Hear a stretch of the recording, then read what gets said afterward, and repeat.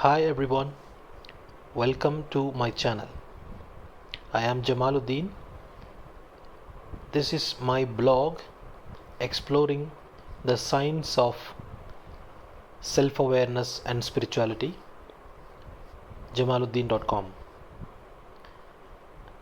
Today we are going to understand what is gathering of awareness and what is self-awareness, what is the form in mind, and what is our control on self-awareness.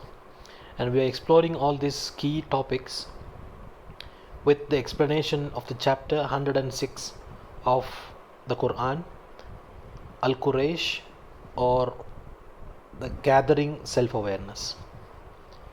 So if you look into the traditional Quran, Quraish is understood as the traditional meaning of the Quran. The Quraish is understood as a race or the family name. But if you just look into the lexicon, the Arabic dictionary, you will understand that there is already the root meaning qarasha. It means he gained, acquired, or earned and collected. So anyone who understands Quran as the book of enlightenment, the book of study of self-awareness, can easily connect the meaning of Quraysh with the practice of gathering self-awareness. So Al-Quraysh is actually the act of gathering self-awareness during the practice of mindfulness or taqwa. But as usual, people who try to explain, to understand Quran, who does not practice mindfulness, will never know it. So the word Quraish is in the Quran is not about the race or people, but it is the act of gathering. And gathering self-awareness is a main practice in keeping the state of taqwa or mindfulness and self-awareness. And if you have seen my previous videos, you will have understood the difference of self-awareness and mind and consciousness. So I'll just explain to you once again.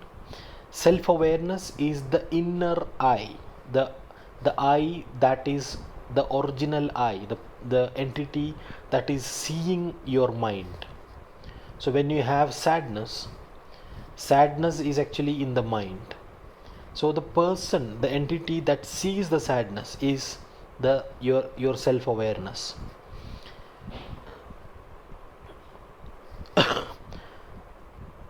And I'll explain the later words by explaining the chapter.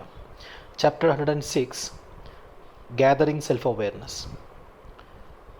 For the skill of gathering self-awareness, its skillfulness in effort to inhabit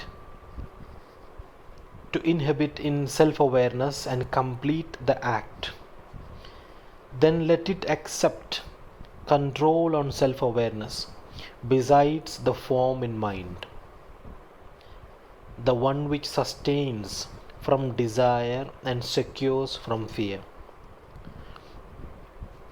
So the chapter 106 tells us that for the skill of gathering self-awareness, to be skillful in the act of collecting your own self-awareness during challenges in the mind, when you get attached to the concepts in mind, or when you get attached to something happening in the mind, and in order to gather your self-awareness back, for the skill of gathering self-awareness, its skillfulness in effort to inhabit in self-awareness and complete the act, either in the practice of mindfulness or to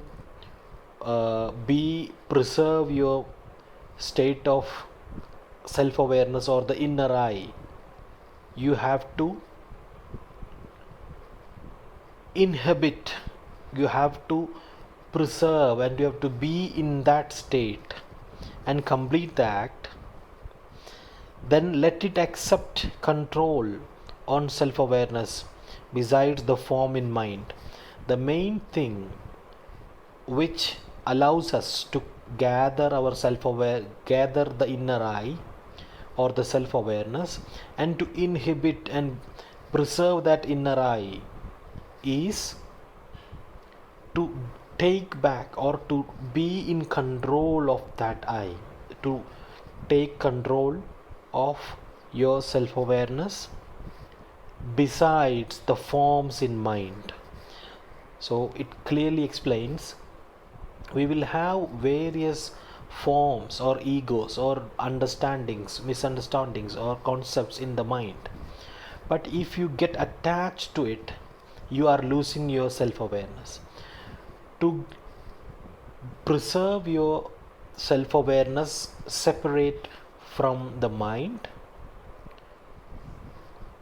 you should take control of it. That is what the explanation of the verse 3. And this is very important wisdom for mindfulness.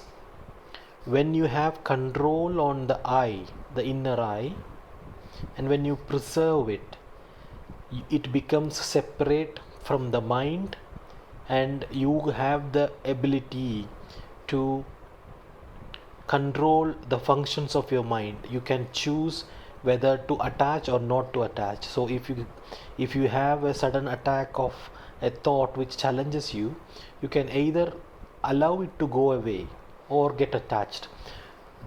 If you don't have control on your self awareness or the inner eye, you don't have that option. You become instantly what is in the mind. And that is a great wisdom which differentiates you, the inner eye, and your mind. And the verse number 4 explains the one which sustains from desire and secures from fear. When you have control on your self awareness or the inner eye, as I said, that control on yourself is what helps you to tame your desires, unwanted desires. The mind may bring up some desires which is not good for you, and you know it, but if you don't have control, you cannot avoid it, you cannot let it go. And mind can bring fears, and if you are not in a control of your self awareness, and if it is not separate from the mind, you become the fear. When you have control on self awareness, you can allow the fear to pass and not to be attached with it. So this is the wisdom of the chapter 106. And if you want to learn more about the key concepts, the form and control on self-awareness, you can visit my website jamaluddin.com. And if you have any doubt on particular topic, you can ask me in the website, or you can comment here. Thank you very much for listening.